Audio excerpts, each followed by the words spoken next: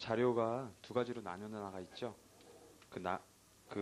첫 번째 자료라고 돼 있는 거는요, 보충 자료라고 돼 있는 거는, 이시훈 선생님 책에 보시면은요,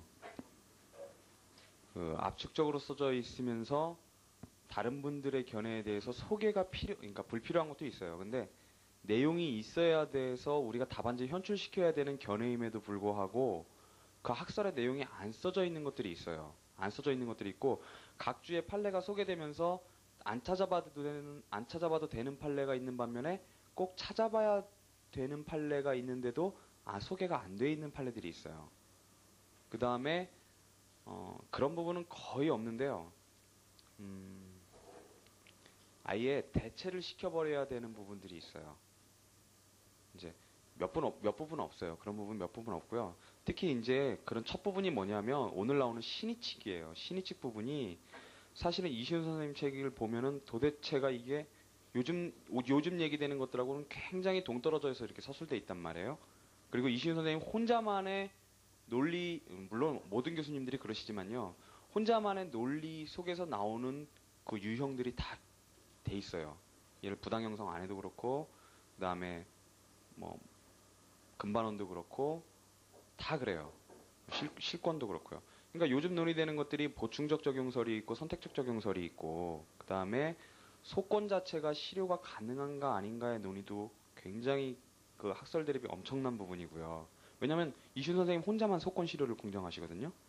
근데 우리는 여기에 소권 실효를 당연한 것처럼 우리는 받아들여요. 이준 선생님 책 보시고요.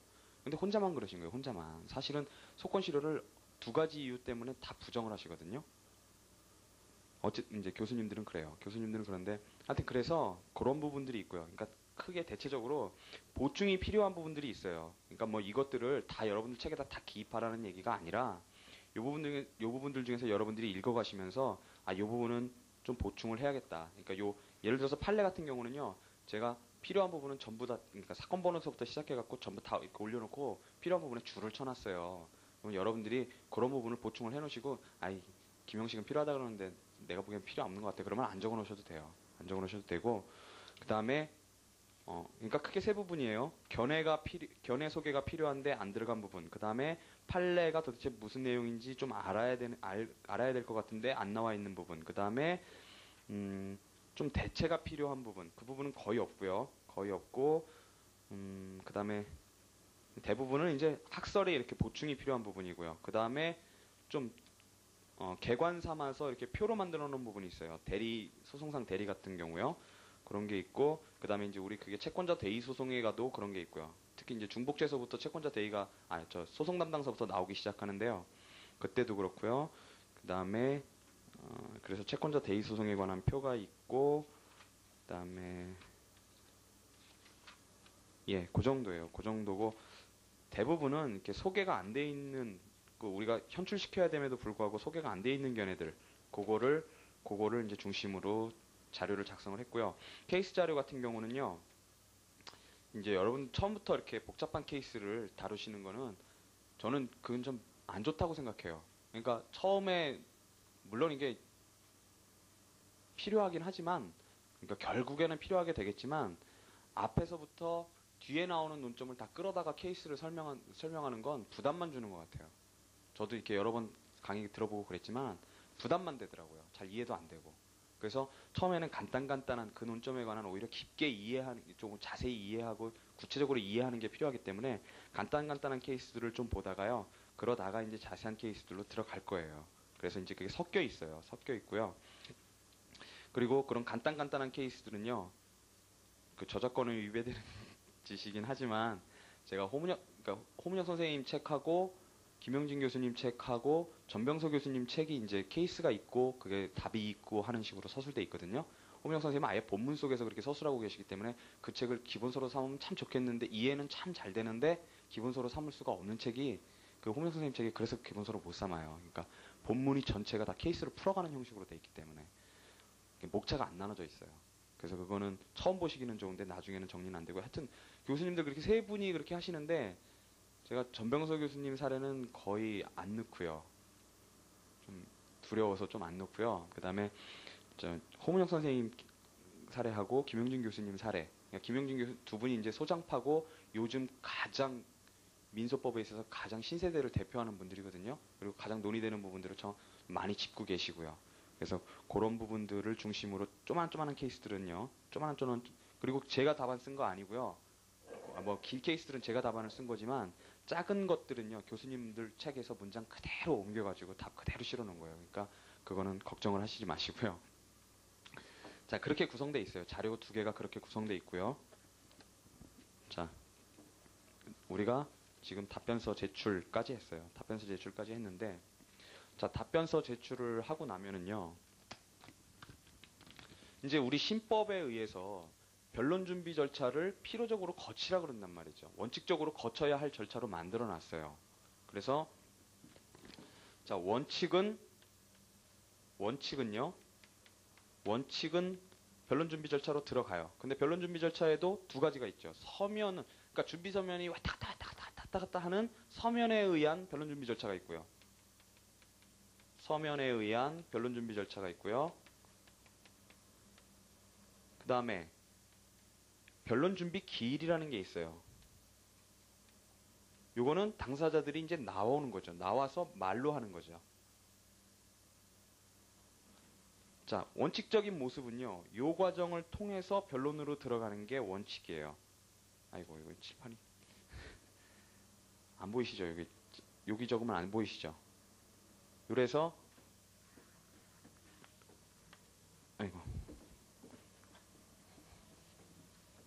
그래서 변론으로 들어가는 게 원래 원칙이에요.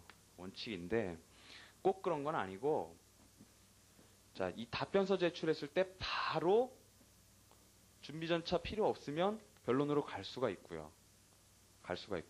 그 다음에 서면에 의한 변론 준비 절차를 거쳤을 때 변론 준비 기일 안 잡고 여기서 바로 변론으로 들어갈 수도 있어요. 그렇죠? 아유, 문 좀 닫아주실래요? 죄송한데요. 자, 서면에 의해서 변론 준비 절차 거쳐라 그러는 게 이게 변론 준비 절차 거쳐라 그러는 게 258조 1항 본문에 규정되어 있어요. 그 다음에 여기서 답변서 제출했을 때 변론 준비 절차 안 거치고 바로 변론으로 들어가라 하는 게 그 단서에 규정되어 있어요. 258조 1항 단서예요. 바로 변론으로 바로 들어갈 수 있는 경우요. 자, 그래서 요 서면에 의한 변론 준비 절차는 뭐를 하느냐 하면 변론 준비 절차에서요. 원칙적으로 주장과 증거를 신청하게 돼요. 물론 증거 조사도 가능해요.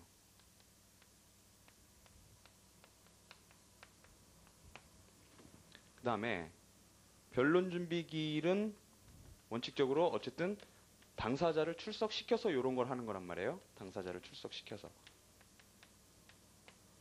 자, 그런데 여기서 우리가 꼭 개념을 짚고 넘어가야 될 게 있어요. 그게 뭐냐면 아주 쉬운 건데도 우리가 제대로 개념이 안 잡혀 있는 게요. 우리가 소재기라는 거는요. 심판의 신청이거든요. 그 소송물에 대해서 심판해달라고 신청하는 거란 말이죠. 심판 신청. 근데 심판은 심리와 판결로 구성이 돼요. 판결, 판단, 재판 이렇게 해서 이렇게 구성이 돼요. 심리, 판결. 심리, 판결로 구성되는데 심리는요. 변론과 증거 조사로 구성이 돼요. 크게 대별해서요. 심리라는 건요. 변론과 증거 조사를 다 통틀는 개념이에요. 그 다음에 변론이라는 거는요. 주장과 즉 사실 제출과 사실 주장과 즉 사실 제출과 증거 제출 즉 증거 신청으로 구성이 돼요. 그게 변론이고요.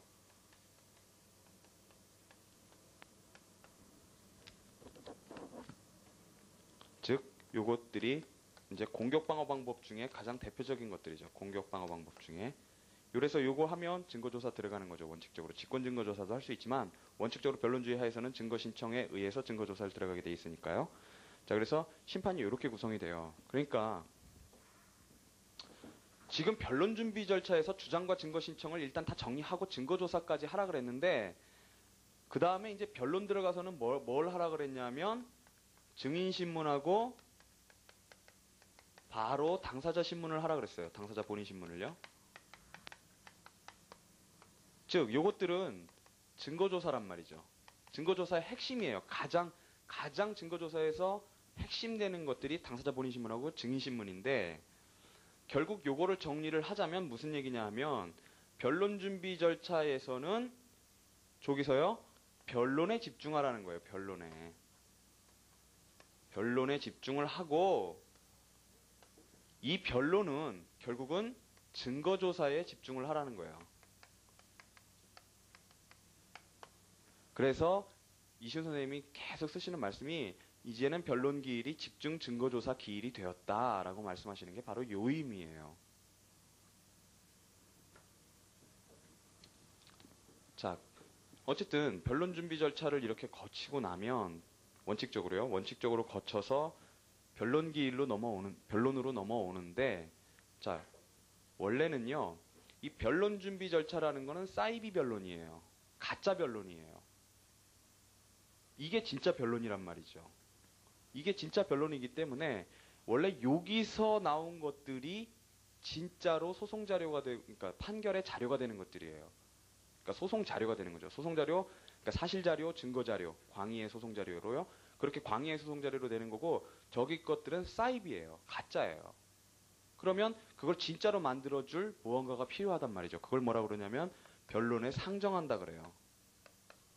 즉 결과를요. 변론 준비 절차에서 했었던 결과들, 쟁점 정리한 결과들을 여기서 결과를 보고하게끔 돼 있어요. 당사자가. 그걸 변론에 올려놓는다 그래서 변론에 상정한다 그러는 거예요.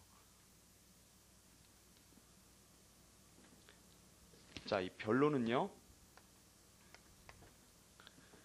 저기다가 쓸게요. 변론은 내용을 알고 들어가셔야 돼요. 변론 아까 뭐라 그랬냐면 사실 주장하고 증거 신청이라 그랬는데 사실 주장, 증거 신청 외에도 이제 부수적인 여러 것들이 있어요. 그러니까 주장도 사실 주장 외에 법률상 주장이라는 것도 있는 거고요. 그래서 이제 나중에 다시 보시겠지만은 어쨌든 변론의 거기서 끌고 들어오는 거예요. 변론의 새길로 빠져서요. 변론의 내용이 있는데 이제 변론의 내용은 이제 법원이 하는 것도 있고 당사자가 하는 것도 있단 말이죠. 근데 이제 주되게는 당사자가 하는 것들이 문제가 되는데 당사자가 하는 것들이 첫 번째로 제일 중요한 게 본안의 신청이에요. 본안의 신청. 원고가 이제 딱 들어와서 변론에서 나는 뭘 원합니다. 내가 원하는 건 이겁니다. 라고 얘기하는 것. 즉 피고는 원고에게 금 5천만 원을 지급하라 라는 판결을 구합니다라고 소장의 청구 취지에 쓴단 말이죠. 그렇게 그게 자기가 원하는 궁극적인 건데 그 궁극적인 거를 어쨌든 여기서 말로다가 해야 돼요. 변론에 들어오면 첫 번째로. 그게 본안의 신청인데 바로 이 본안이라는 게 바로 그거죠. 자기가 원하고 있는 것. 그 소송물, 청구요. 자기 소송상 청구를 밝히는 거죠. 그래서 여기서 본안의 신청이라는 건 결국 원고의 청구 취지 진술을 얘기하는 거예요. 변론 처음 들어오면 이걸 하고요. 자, 여기서 주의하실 거는 이때 피고가 거기에 대해서 응답을 하게 돼요. 피고가 반대 신청을 하게 되는데 뭐라고 반대 신청하냐면 소각화를 시켜주세요. 이거 소송요건 흠결인 소니까 소각화를 시켜주세요. 라든가 요거는 청구가 이유가 없으니까 청구 기각을 시켜주세요. 라고 반대 신청을 한단 말이죠. 원고가 본안에 신청을 하면. 그러면 그것도 그럼 본안의 신청이냐? 그거는 본안의 신청이 아니고 그거와 대별되는 그냥 소송상의 신청에 불과한 거예요. 왜냐하면 본안의 신청이라는 건 청구를 특정 짓는 게 본안의 신청이기 때문에 이 소송상의 신청은 이 피고의 반대 신청은 청구를 특정하는 거하고는 무관하단 말이죠. 그래서 이게 소송상의 신청이고요. 여기 소각하나 청구 기각 신청이죠. 그러면 각자가 다 지금 얘는 원고가 청구 취지 진술하면서 내가 원하는 걸 얘기를 했고요. 피고도 궁극적으로 내가 원하는 거 소각하라든가 청구 기각이라든가를 얘기를 한단 말이에요. 얘기를 하면 각자 이제 그 다음에 할 게 뭐예요? 그거를 이유 있게 하는 것들을 갖다가 제출을 해야 돼요. 왜 소각화를 시켜줘야 되느냐? 왜 청구 기각을 시켜야 되느냐? 왜 청구를 인용을 해줘야 되느냐에 대한 이유들을 그것들에 대해서 이유 있게 해줘야 된단 말이죠. 그게 뭐냐 하면 바로 공격방어방법의 제출인 거예요. 그걸 다 통틀어서 원고가 하면 공격, 피고가 하면 방어인 거예요. 그래서 공격 방어 방법 제출 이렇게 하고요. 즉 뭐냐면 신청을 양쪽의 신청을 이유 있게 하는 일체의 소송 자료를 공격 방어 방법이라고 하는 거예요. 일체의 소송 자료를. 그러니까 여기서 말하는 소송 자료는 넓은 의미의 소송 자료, 즉 사실 자료와 증거 자료를 다 얘기하는 거예요. 자, 협의의 소송 자료는요, 사실 자료만을 얘기를 해요. 협의의 소송 자료는 그거 이제 나중에 변론주의 가시면은 그게 이제 중요한 게 돼요. 중요한 논점으로 등장을 해요. 자, 이제 신청을 이유 있게 하는 일체의 소송 자료 중에 그 중에 물론 이제 소각하에 해당하는 소송 요건에 관한 싸움도 있겠지만, 그죠? 소송 요건에 관한 싸움도 있겠지만 그 중에서는 본안에 관한 싸움이 가장 중요하단 말이죠. 본안이 중요하고요. 그래서 결국은 원고는 청구 취지 진술을 하고서 그걸 이유 있게 하는 것들이 청구 원인에 원칙적으로 기재가 된단 말이죠. 물론 이유 있게 하는 모든 사실들이 거기 기재되어 있지는 않지만 어쨌든 청구 원인 사실 내지는 청구 원인 사실을 주장을 하고 그 청구 원인 사실을 뒷받침하는 증거들을 제출을 하는 거고요. 그 다음에 피고 같은 경우는 거기에 대한 반대 사실들을 원칙적으로 얘기를 하는 거예요.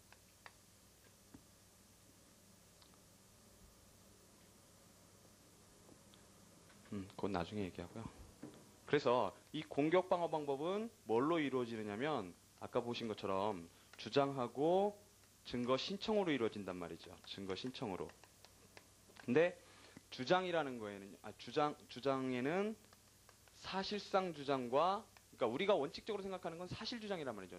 그러니까 사실 주장인데 사실상 주장만 아니라 법률상의 주장이라는 것도 있어요. 자, 그리고 이 주장 속에는요, 원래 항변, 피고가 항변하는 것들도 포함이 원래는 돼요. 근데 이제 이거를 별도로 목차를 잡는 이유는 할 얘기가 많아서 그거를 별도로 목차를 잡는 거예요. 교과서에서. 주장과 이에 대한 부인. 요게 이제 주장이고요. 주장과 부인과 증거 신청이고요. 그 다음에 증거 신청에 대해 요 속에는 그 증거 부적법하니까 취하지 말아주세요. 라든가 증거조사하고 나서 그 증거 취해서 사실 판단하지 말아주세요. 라든가 하는 증거 항변들이 다 포함되는 거예요. 증거 신청 속에. 이건 나중에 자세하게 보실 거고요. 그 다음에 자 이제 저기서 변론을 들어갔죠. 변론을 들어가면 이제 처음으로 논리적으로 소송 요건을 먼저 심리를 해요. 근데 사실상은요, 우리가 들어오기 전에 소장 심사하고 나는 요 단계에서요, 사실은 실제로는 법원이 관할부터 판단을 해요. 관할부터. 왜냐하면 자기가 더 자세하게 할 필요가 없이 보내버리면 그만이니까, 이송시켜주면 그만이니까 우선은 관할부터 원래는 실질적으로는 판단을 하는 거고요. 근데 이제 논리적으로는 소송요건 심리를 이제 요때 한다라고 하는 거죠. 소송요건 심리와 변론은 결국은 이 본안 심리로 합쳐져서 이루어지는 거죠. 본안이 이유 있느냐, 그다음에 소송요건 다 구비되어 있느냐 해서 본안 심리. 요게 이제 변론의 내용이 될 텐데요. 자, 이 소송요건에는 직권 조사 사항이 있고요. 그다음에 항변 사항이 있어요.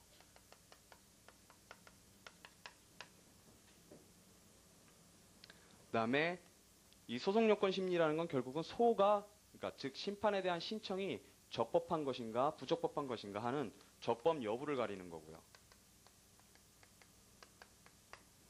그래서 아까 우리가 소가 적법한가 이렇게 따질 때는 결국은 소송의 3요소가 가장 다 갖춰져 있는가, 어떤 자격들을 갖추고 있는가라는 문제죠. 그래서 당사자에 관한 소송 요건, 우리가 아까 봤던 당사자 적격, 당사자 능력, 소송 능력 이런 것들을 갖추고 있는가 보게 되는 거고요. 법원에 대한 소송 요건, 즉 재판권이 있는가, 관할권이 있는가 이런 것들을 보게 되는 거고요. 그 다음에 소송물에 관한 소송 요건이 바로 소의 이익이 있는가라는 거예요. 그게 바로 다 소송 요건이고요. 그런 게 다 갖춰졌을 때 적법하다고 그러는 거죠. 그래서 소송물에 관한 소송 요건은 소의 이익인데 소의 이익 속에는 권리보호 자격이라는 것과 권리보호 이익이라는 게 있어요. 근데 이제 우리 책에 보시면은 나중에 보시겠지만 권리보호 자격 그래놓고 괄호 열고서 공통적인 소외 이익 그래놓고 권리보호 이익에는 그 특유한 소외 이익 이렇게 서술을 해놓으셨어요. 근데 이게 사실은 이게 잘못된 서술이에요. 왜냐하면 원래 의미에서는요, 권리보호 자격이라는 것은 결국 당사자가 정당한 당사자인가 하는 게 당사자 적격이란 말이죠. 청구도 정당한 청구의 자격을 갖추고 있는가 하는 게 권리보호 자격이에요. 즉 청구 적격이 바로 권리보호 자격이란 말이죠. 그럼 권리보호 이익은 뭐냐 하면은 원래 그 사람이 그렇게 신청할 필요가 있느냐 하는 거예요. 신청의 필요. 그러니까 원래 청구 적격과 신청의 필요라는 의미를 갖는 건데 그거를 공통적인 소외이익과 특유한 소외이익이라고 함으로써 그렇게 이중의 기준을 갖다가 이렇게 써놓으시게 됨으로써 그 권리보호 이익 부분에 보시면은요, 예를 들어서 청구 적격 얘기가 나와요.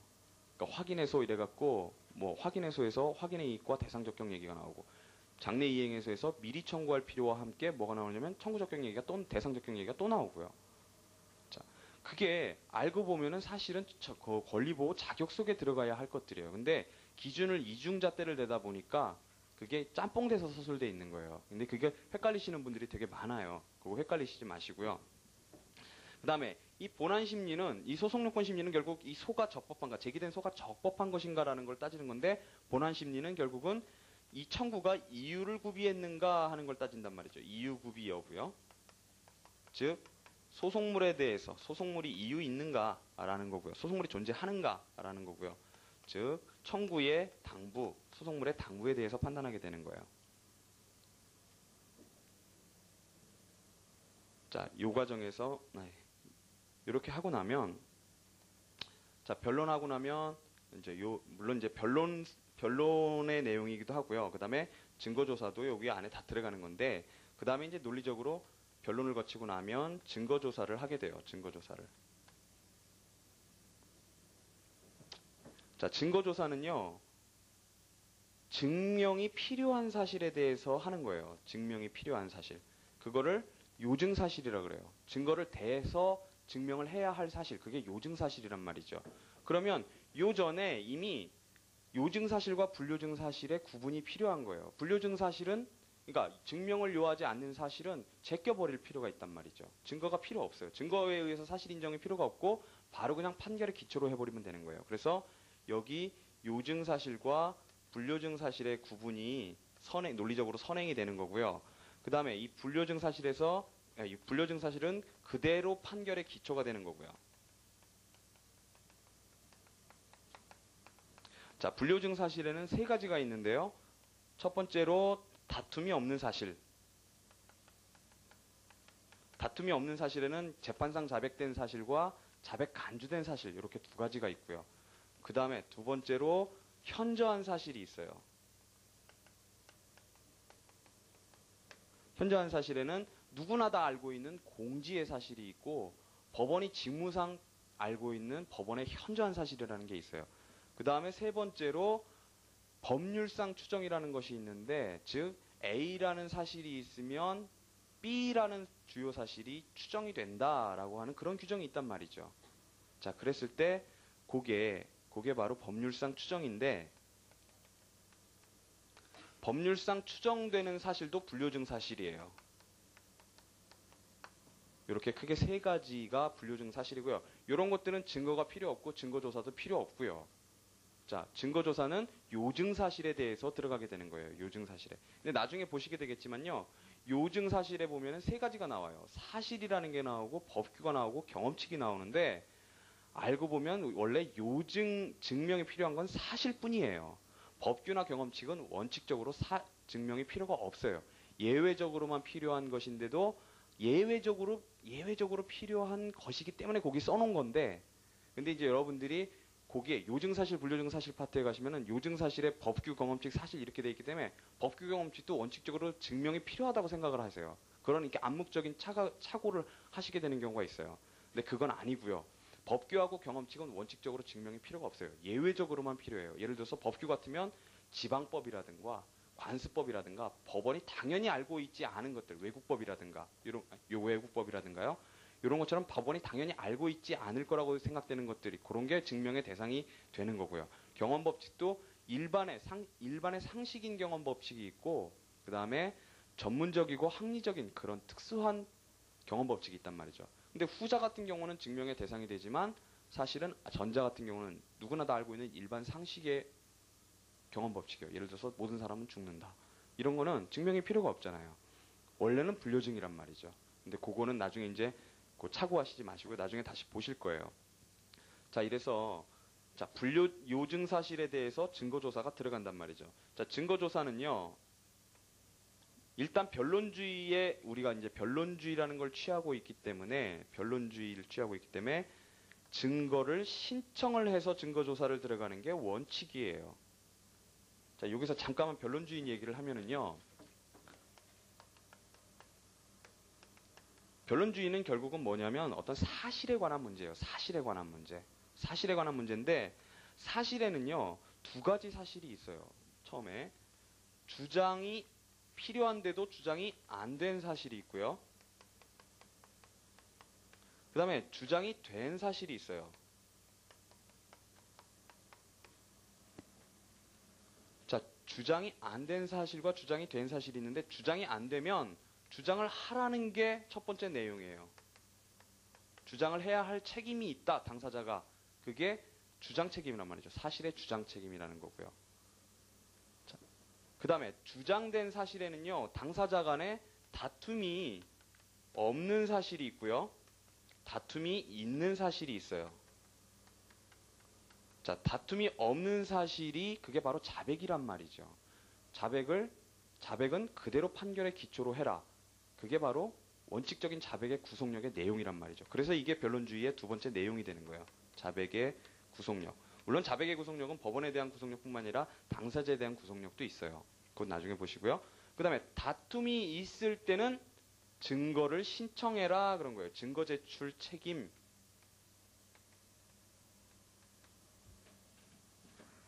증거 제출 책임. 이게 세 번째 내용이에요. 다툼이 있는 사실에 대해서는.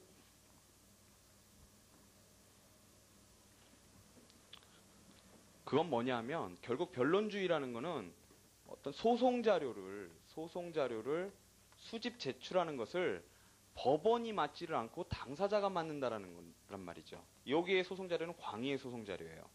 당사자가 그런 수집 제출 책임을 진다는 게 변론주의인데 그리고 당사자가 그렇게 한 것만 판결의 기초로 한다는 게 그게 변론주의란 말이죠. 그랬는데 자, 그래서 따라서 증거도요. 당사자가 돼야 돼요. 다툼이 있는 사실에 대한 증거는. 자, 그래서 이걸 다른 말로 뭐라고 그러냐면 직권증거조사의 금지라고 하는 거예요. 직권증거조사 금지. 자, 원래 여기는요. 보충적 직권증거조사라고 말을 하면 안 돼요. 왜냐하면 변론주의에 의하면 직권증거조사가 원칙적으로 금지되는 거예요. 변론주의를 완화했을 때 보충적으로 직권증거조사가 가능하게 된다는 거예요. 자, 그래서 원칙적으로는 직권증거조사의 금지고요. 이게 변론주의의 내용이에요. 그래서 이 증거조사 절차는 어쨌든 간에 다툼이 있는 사실에 대해서, 즉 요증 사실에 대해서 증거 신청을 하게 되면, 즉 증거를 제출하게 되면 이때 제출하는 건 바로 증거 방법이죠. 증거 방법을 제출한단 말이에요. 저 증인을 신문해 주세요 하고 이제 증인이 증거 방법이란 말이죠. 그러면은 이 증거 신청을 하면 이때 그거를 증거조사를 들어갈 건지 안 들어갈 건지를 결정하는 게 증거 체부 결정이에요. 증거 체부 결정에서는 문제가 되는 게 딱 한 가지가 문제가 돼요. 뭐냐면 유일한 증거를, 즉 어떤 하나의 사실에 대해서 전 시급을 통과해보고 다 판단해봐도 증거가 없어요. 증거가 없는데 하나 증거가 딱 들어왔단 말이죠. 증거 신청이 됐어요. 그러면 그거를 재량적으로 증거 신청을 받아줄 것인가 안 받아줄 것인가를 재량적으로 판단할 것인가 아니면 의무적으로 반드시 증거조사를 들어가야 하는가 이런 문제가 생긴단 말이죠. 그런데 요 유일한 증거, 즉 어떤 쟁점에 대해서 어떤 사실에 대해서 유일한 증거일 때는 그걸 반드시 증거조사를 들어가는 게 그게 원칙이에요. 그게. 그래서 유일한 증거가 이 증거 체부 결정에서 문제가 되는 거고요. 자, 증거 체부를 결정을 해서 그 채택을 안 하면 불채택을 하면 증거조사 안 들어가겠죠. 근데 거기서 이제 증거 체부 결정을 통해서 증거 채택을 하게 되면 그러면 증거조사를 들어간단 말이죠. 자, 이게 변론주의의 원칙적인 모습이고요. 그런데 이게 요런 당사자들의 증거 신청에 의해서 그 조사된 증거들에 의해서도 심증 형성이 안 될 때는 법원이 예외적으로 개입을 하게 되는 거죠. 그래서 변론주의가 그때 완화되는데 그때 법원이 신청이 아니라 이번에는 직권으로 증거조사를 들어가게 되는 거예요. 그게 직권증거조사고요. 자, 증거조사를 하게 되면은요. 아까 증거방법, 증인이 증거방법이라고 했는데 증인이 증거방법인데 그거에 대한 증거조사는 증인 신문이란 말이죠. 증인 신문을 여기서 거치고 나면 자, 증거조사 결과가 남는단 말이죠. 증거조사 결과는 증인 신문에서 증거조사 결과는 증인에 대한 증거조사 결과는 결국 증언이에요. 증언. 그게 증거조사 결과고요.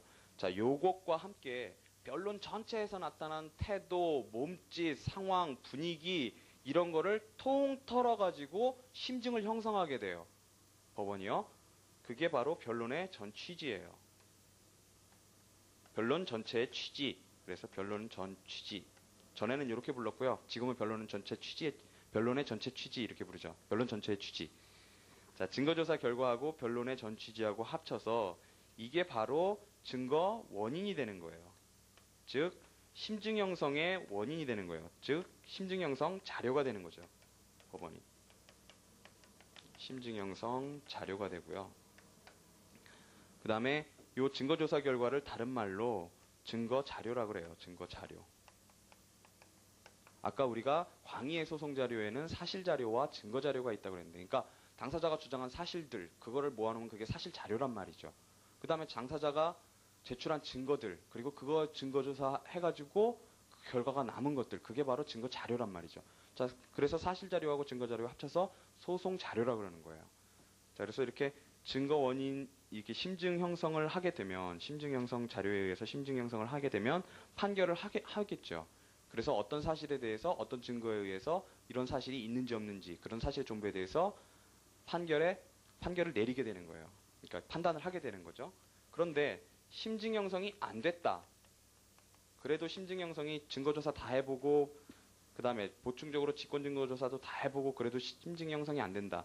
그러면 그때는 입증 책임이 등장을 하게 되는 거예요. 증명 책임이요. 입증 책임 내지 증명 책임이 등장을 하게 되고요. 그 입증 책임이라는 건 결국은 어떤 사실이 존재하지 않는다라는 취급을 받게 된다는 거예요. 그 입증 책임에 의해서 판결을 내리게 되고 그런 판결을 입증 책임 판결이라고 해요. 자, 그런데요. 자, 입증 책임에 대해서는 좀 미리 알고 넘어가실 필요가 있어요. 뭐냐면 자, 원고는 어떤 우리가 소극적 확인의 소가 아닌 한은 원고는 어떤 권리를 주장하게 돼 있어요. 어떤 권리를 주장하고 피고는 그거에 대해서 당신에겐 권리가 없다, 나에게는 의무가 없다라는 걸 주장한 게 우리 소송의 원안이란 말이죠. 원 모습이에요. 그러면 원고는 그걸 이유 있게 하기 위해서 주장을 하게 되는 게 결국 뭐냐 하면 자기가 주장하고 있는 법률 효과로서의 어떤 권리, 법률 효과로서의 어떤 권리가 어떤 법률 규정에 근거하고 있단 말이죠. 법률의 규정에 근거하고 있어요. 그러니까 우리 법률 규정을 보면요. 민법 규정을 한번 생각을 해보세요. 법률 요건 부분이 있고요. 법률 효과 부분이 있어요. 그죠? 그래서 요건에 어떤 해당하면 어떤 효과가 발생하게 돼 있단 말이죠. 그럼 권리라는 것도 그거에 해당할 때 어떤 효과의 일종이에요. 권리라는 것도. 그러면 내가 어떤 권리를 주장하는 것을 이유 있게 하려면요. 내가 그 권리가 몸담고 있는, 뿌리내리고 있는 그 규정의 요건이 충족이 돼야겠죠. 그 요건이 충족이 돼야 되고 그게 바로 권리 근거 규정의 요건이에요. 내가 주장하고 있는 권리가 몸담고 있는 그 규정이 권리 근거 규정이고 그거의 요건이 권리 근거 규정의 요건이고요. 그 요건에 해당하는 사실이 권리 근거 규정의 요건 사실이에요. 그리고 그 요건 사실이 주요 사실이 된다는 게 바로 우리의 통털 판례인 법규 기준설이에요. 그 다음에 피고는 어때요? 그런 효과를 발생시키지 않기 위한 어떠한 다른 규정들을 들고 들어오는 거예요. 다른 규정들의 효과를 주장하는데 똑같아요, 구조가. 그 효과를 주장하기 위해서는 자기가 몸담고 있는 그 반대 규정에, 그걸 반대 규정이라고 하는데, 그 반대 규정의 요건에 해당하는 사실들을 주장을 해야, 그리고 그 사실이 인정이 돼야 그 요건이 충족이 되고, 그 요건이 충족이 되면 그거에 해당하는 효과가 발생한단 말이죠. 예를 들어서 동시이행 항변권을 주장을 해요. 그럼 동시이행 항변권을 주장하면 동시이행 항변권의 요건들이 있죠. 그런 요건들에 충족되는 어떤 사실들을 주장을 한단 말이죠. 그러면은 그 요건에 해당하기 때문에 동시이행 항변권이라는 그 법률 효과가 발생하는 거고요. 그 법률 효과를 주장하는 게 그러니까 인정이 되게 되면, 즉 요건이 충족이 되면 그 효과는 당연히 발생하는 거니까요. 법률에 의해서. 그렇게 되면 피고가 성공하게 되죠. 그게 뭐냐 하면 항변이에요. 즉 항변은 결국 뭐냐 하면 반대 규정의 요건 사실을 주장하는 게 항변이에요. 즉 그 말을 다시 뒤집으면 항변 사실은 반대 규정의 요건 사실이죠. 그 다음에 원고가 청구를 이유 있게 하기 위한 청구원인 사실은 결국은 뭐냐면 권리 근거 규정의 요건 사실이 되는 거예요. 그렇죠? 자, 이렇게 자기가 몸담고 있는 뿌리하고 있는 규정들이 있어요. 권리 근거 규정과 반대 규정, 이렇게 대별되는 규정들이 있는데, 자, 입증 책임이라는 건 뭐냐 하면 자기에게 유리한 법규라는 게 있죠. 지금 자기가 몸담고 있는 법규가 있죠. 자기가 뭐 어떤 법률 효과를 주장하는 어떤 법규들이 있어요. 그러면 그걸 유리한 법규라고 그러는데, 자기가 주장하고 있는 유리한 법규에 해당하는 요건들, 그 요건들에 대해서는 그 사람이 입증 책임을 부담한다라고 하는 거예요.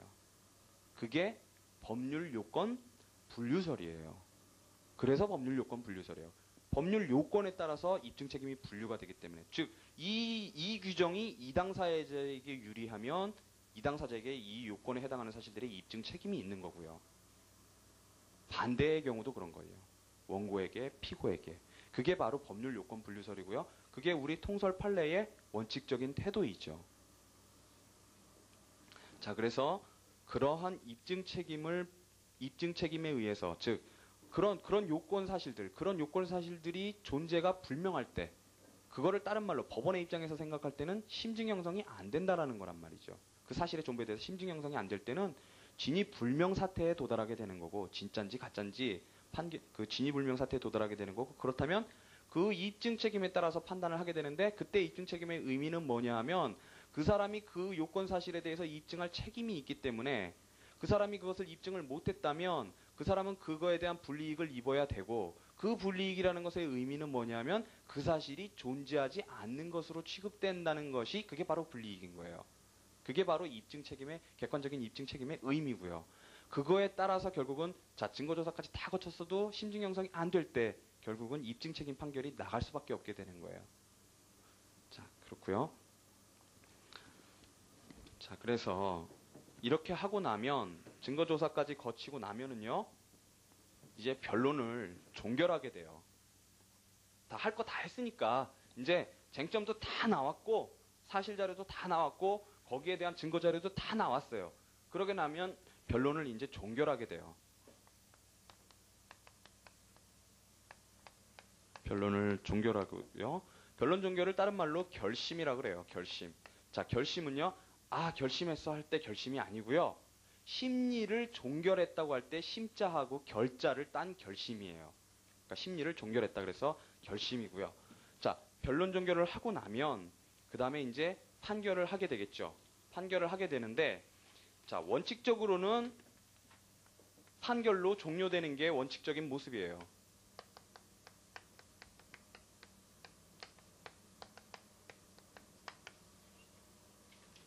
그런데 판결로 종료되는 때뿐만이 아니라 사실은 요 심리를 하는 과정에서 변론이나 증거조사나 뭐 등등 처음 변론 시작부터 끝까지요, 내지는 변론 준비 절차에서도요, 당사자들이 판결의 형태로 이 소송인 절차가 끝나는 게 아니라 당사자들의 행위에 의해서 이 소송 절차가 중간에 딱 끊겨버릴 수가 있단 말이죠. 종료되는 수가 있단 말이죠.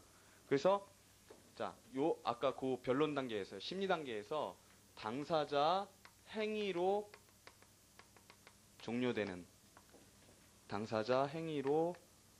종료되는 요게 있단 말이죠. 그래서 크게 두 가지 방식이에요. 그러니까 법원에 의해서 소송 절차가 끝나는 것과 당사자의 심리 중에 당사자 행위로 인해서 종료가 되는 것. 이렇게 두 가지가 있는데, 자, 당사자 행위로 종료되는 거에는 크게 세 가지가 있는 거예요. 소취하와 청구의 포기 일락과요. 그 다음에 재판상 화해가 있어요. 자, 소취하의 효과로요. 나중에 제소 금지가 문제가 되고요. 그러니까 동일한 소를 소취하하고 나서, 그러니까 종국 판결 있고 소취하하고 나면 나중에 동일한 소를 다시 제기 못한다. 이게 제소 금지죠. 제소 금지고요. 그 다음에 여기서 문제가 되는 거, 청구 포기 일락하고 재판상 화해에서 문제가 되는 거는 우리 220조를 보시면은요. 판결과 동일한 효력을 인정을 해줘요. 청구 포기 일락과 재판상 화해에. 그래서 요게 기판력 인정이 돼요. 기판력 인정이. 청구 포기 일락 조서와 재판상 화해 조서에는 기판력이 인정이 돼요. 원칙적으로요. 자, 재판상 화해의 경우, 재판상 화해에서 특히 소송상 화해의 경우에는요. 그 성질로부터 비롯해가지고 기판력을 과연 인정을 해야 되느냐, 기판력을 부정을 할 것이냐, 아니면 기판력을 인정하더라도 제한적으로 인정할 거냐, 무제한하게 인정할 것이냐, 요게 문제가 되긴 해요. 하지만은 원칙적으로는 청구 포기 일락을 기재한 조서나 재판상 화해를 기재한 조서는, 소송상 화해를 기재한 조서는 기판력이 원칙적으로 발생을 하고요. 판결과 동일한 효력이 발생을 하고, 요걸 깨기 위해서는요, 준재심이라는 게 필요를 해요. 자, 제소금지는요, 제소금지가 아니라 요 소취하는요, 요 소취하 효력을 부정하기 위해서는, 뭐냐면 지금 소송 절차가 지금 진행돼 왔단 말이죠. 그래서 소취하로 끝났어요. 소취하로 끝났는데 알고 보니까 이 소취하가 제대로 된 게 아니더란 말이죠. 어떤 의사의 사기가 상해를 당했다든가 강박을 당했다든가 이런 게 있단 말이죠. 그래서 다시 당사자가 들어와서 이거를 변론을 계속 진행해 주세요 하는 게 그게 뭐냐면 기일 지정 신청이에요. 기일을 다시 열어주세요 하는 거. 즉 기일 지정 신청에 의해서 소취하가 다시 효력이 부정될 수가 있어요.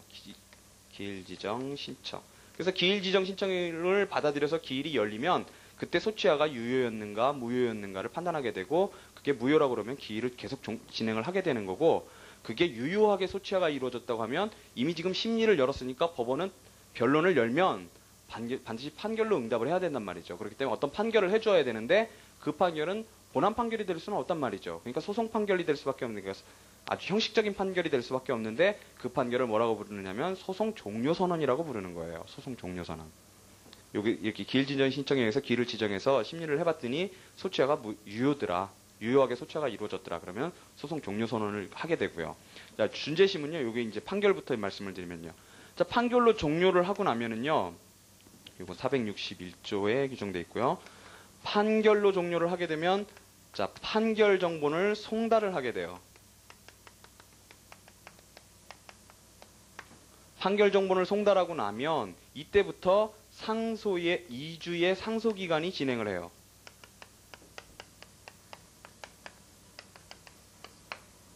자, 판결 정본 송달하고 나서 상소기간이 진행되면서 2주가 경과를 하게 되면은요. 그냥 2주가 경과를 하게 되면 그 판결이 형식적으로 확정이 돼 버려요. 그리고 그럴 때의 저 판결의 상태를 확정 판결이라고 불러요. 자, 형식적으로 확정이 되게 되면요. 기판력이 발생을 하게 돼요. 아까 말씀드렸다시피 이 기판력은 원칙적인 모습이 있고요. 확장되는 모습이 있어요. 그 다음에 기판력에서의 시적 범위라는 것과요. 보세요. 원래 A라는 소와 B라는 소가 같은 소인가를 판단할 때는 원래 당사자하고 소송물만 판단한다 그랬어요. 그게 같은 것인가 다른 것인가만 판단한다 그랬는데, 자, 중복재소는 소송 계속 중이라는 당연한 요건이 들어가야 되고, 그 다음에 소취하는 본안에 관한 종국 판결 후에 소취하라는 요건이 당연히 들어가야 되고, 그 다음에 기판력은 확정 판결이 있을 것이 당연히 들어가야 되는데, 그 외에 특이한 걸로 기판력에서 시적 범위라는 게 있고, 제소금지에서는 권리보호 이익이 동일할 것이라는 요건이 들어간단 말이죠. 근데 요 두 가지는요, 사실은 뭐냐면, 원래 당사자가 동일하고 소송물이 동일하면 안 된단 말이죠. 후소가 안 돼요. 제기가 안 되는 건데, 허용이 안 되는 건데, 그거를 동일함에도 불구하고 사실은 예외적으로 허용시켜주기 위한 요건들이에요. 더 좁히기 위한 요건들이 아니라 사실은 원래 시작이에요. 좁히기 위한 요건이 아니라 동일한 소예요. 제소금지에 저촉되는 당사자가 동일하고 소속물이 동일한 소임에도 불구하고 제소금지에 저촉을 안 시켜줄, 저촉을 안 시켜줄, 그거를 넓혀줄, 허용을 해줄 그런 요건이 필요한데 그게 바로 권리보호 이익이 동일할 것이라는 요건이에요. 그러니까 동일해야 제소에 해당된다는 거니까, 금지되는 제소에 해당된다는 거니까 사실은 동일하지 않는 부분을 염두에 두고 그 요건을 만든 거예요. 시적 범위도 마찬가지예요. 객관적으로 소속물이 동일하고 그 다음에 당사자도 동일해서 원래는 기판력을 받아야 되는데 동일한 걸 제기해도 기판력을 안 받게 하고 싶을 때 그때 필요한 게 원래 기판력의 시적 범위라는 거예요. 마치 기판력의 시적 범위 보면 뭘 못하게 하기 위해 있는 것처럼 보이잖아요. 근데 그 취지는 그게 아니에요. 기판력의 시적 범위라는 거는요. 자, 그건 나중에 또 소속물 이론할 때 또 보실 거고요. 자, 이래서요. 확정 판결이 생기면은요. 자, 확정 판결이 생기면 자, 별 문제가 없으면 강제 집행을 들어가겠죠. 이행해소의 경우에요. 자, 강제 집행을 들어갈 텐데 문제는 이 확정 판결의 효력을 깨고 싶어요. 이 효력을 부정하고 싶단 말이죠. 그러면 그때는 두 가지 방법이 있어요. 두 가지 방법이 있는데 첫 번째는 추후 보완 상소라고 하는 거예요. 추후 보완 상소. 예전에 추한 상소라고, 지금도 그렇게 불러요. 추한 상소라고요. 추후 보완 상소라는 것은 이 상소기간 도과에 있어서 귀책 사유가 없었다. 즉 불귀책 사유였다라는 것을 주장해서 이 상소를 추한해 주세요. 다시 인정을 해 주세요 하는 게 그게 추후 보완 상소예요. 이 추후 보완 상소가 인정이 되게 되면 즉 추후 보완 사유가 즉 불귀책 사유가 인정이 돼서 당신의 상소를 받아주겠소 하면은 그거에 의해서 상소심으로 올라간 효과가 발생하는 거고요. 올라가서 그거에 의해서 또 상소 이유가 그래서 있으면 그 판결을 깨주게 취소하게 되는 거죠. 또 이거 말고 확정 판결에 대해서 또 깰 수 있는 게 자, 이런 불귀책 사유뿐만이 아니라 재심이라는 게 있어요. 재심. 다시 한번 해보자. 뭔가 문제가 있다. 이 판결은 뭔가 문제가 있다라고 하는 게 이게 재심이란 말이죠. 그리고 요거를 제기한 사유들은 451조의 재심 사유로서 규정이 되어 있어요. 아주 중요한 조문이죠. 자, 여기는 기관도가에 귀책 사유가 없었다 그런 거고요. 자, 그런데 어쨌든 판결 정보는 송달되고 나서요. 요거는 이주가 그냥 경고한 거예요. 경고 안 하고 불복을 해버려요. 이 판결에. 그걸 상소라고 부르죠. 특히 이제 항소, 상고 이렇게 불러요. 판결에 대해서. 그러면 상소를 하기 위해서는요. 우선 상소 요건을 갖추고 있어야 돼요. 그 공통적인 항소나 상고의 공통적인 상소 요건이 뭐냐면 이기, 대방, 합포. 이렇게 6가지예요. 6가지인데 자, 이기대방은 적극적인 것이고요. 합포는 소극적인 요건이에요. 즉 상소에 이익이 있을 것, 상소에 기간을 준수했을 것, 그 다음에 상소의 대상이 될 수 있는 것일 것, 즉 대상적 격일 것, 있을 것, 그 다음에 요거는 방식을 준수했을 것. 이래서 적극적인 요건이고요. 합포는 이기대방 합포에서 합포는 합의가 없을 것, 그 다음에 포기가 없을 것 이렇게 되는 거예요. 이건 무슨 합의냐면 불상소의 합의가 없을 것, 불항소의 합의가 없을 것, 불상소의 합의가 없을 것, 그 다음에 여기는 상소권 포기가 없을 것 이렇게 되는 거고요. 그래서 이기대방 합포 이렇게 되고요. 이렇게 되고 나면 상소가 되고 나면 어떤 효력이 발생을 해요.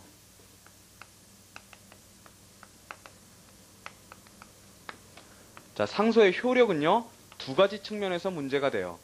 뭐냐면, 첫 번째는 그 사건이요. 그 소송 관계요. 그 당사자 간의 그 소송 관계, 지금 재판에 걸려있는 그 소송물, 내지는 그 사건이 어떻게 되느냐라는 것과 또 하나는 그거에 대해서 법원이 응답을 내린 재판은 어떻게 되느냐 하는 두 가지 측면에서 상소의 효력이 문제가 되는 거예요. 그래서 이 사건은 어떻게 되느냐면 2심이 돼요. 2심. 즉 뭐냐면 신급을 옮겨가게 돼요. 사건이. 그래서 그거를 2심효라고 부르는 거고요. 2심의 효력 이렇게 부르는 거고요. 그 다음에 그 사건에 대해서 재판한 그 재판은 법원이 응답을 한 그 재판은 확정이 되질 않고 저기는 그냥 이주 경과했을 때 확정이 됐잖아요. 그때는 확정이 되질 않고 확정이 차단된단 말이죠. 그거를 확정 차단효라고 부르는 거고요. 자, 2심효와 확정 차단효는요. 원칙과 예외가 있는데요. 원칙은 상소 불가분의 원칙이라는 거예요. 상소 불가분의 원칙. 즉 상소를 어떤 사건에 대해서 재판한 그 재판에 대해서 상소를 하게 되면 그 판결에 대해서 상소를 하게 되면 상소 불가분의 원칙 때문에 사건 전부 거기서 그 판결에서 다루었던 그 대상이 되었던 사건 전부가 올라가게 돼요. 불복을 얼마나 했든지 간에 상관없이 전부가 올라가게 된다고요. 그게 원칙이에요. 그게 전부 2심의 원칙, 즉 상소 불가분의 원칙이고요. 전부 2심, 전부 확정 차단 이렇게 되는 거예요. 전부 2심, 전부 확정 차단. 이게 원칙이고요. 소송법을 통틀어서 이 예외가 단 한 가지 예외가 있어요. 그게 뭐냐면 통상공동소송이에요.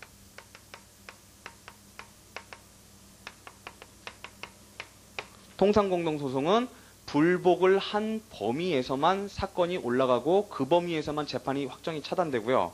나머지 부분은 분리 확정돼요. 즉 일부 2심되고 2심은 일부만 2심이 되고 확정도 분리되어서 확정이 돼요. 분리 확정. 요게 상소의 효력이고요. 그랬을 때 요 상소의 효력 말고 요 상소에 의해서 그럼 어떤 판결에 대해서 어떤 불복을 한 건데 그러면 그 불복할 때 그 전부에 대해서 불복할 수도 있지만 일부에 대해서도 불복할 수 있단 말이죠. 그러면 그랬을 때 상소심이 심판할 수 있는 대상이 무엇인가 하는 게 문제가 된단 말이죠. 자, 원칙적으로요. 소송 전체를 통틀어서 법원이 재판을 할 수 있는, 심판을 할 수 있는, 심리와 판결을 할 수 있는 범위, 그 대상과 범위를 규정짓는 원칙을 우리 사적 자치를 원칙으로 하기 때문에 그 원칙을 처분권주의라고 한단 말이죠. 즉 뭐냐면 처분권주의라는 건 뭐냐면 소송물에 관한 처분 권리가 당사자에게 있다라고 하는 거예요. 자, 처분권주의라는 건 세 가지를 내용으로 하는데 절차 개시, 절차 종결. 이건 아주 간단하죠. 그러니까 소송물을 법원의 재판 속에 소송 절차 속에 올려놓는 것도 당사자의 권리이고 그거를 끌어내리는 것도 당사자의 권리라는 거예요.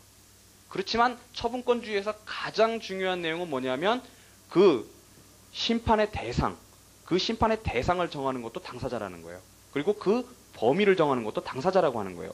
어느 범위에서 심판할 것인가, 뭘 대상으로 심판할 것인가, 심리하고 판단할 것인가를 그걸 정하는 것도 당사자라는 거예요. 처분권주의의 내용이 절차 개시, 심판의 대상과 범위, 거기서 뭐 이제 양적 동일, 질적 동일 이렇게 나오지만 그 다음에 절차의 종결 이렇게 세 가지로 나뉘는데 그 중에서 가장 중요한 건 심판의 대상과 범위란 말이죠.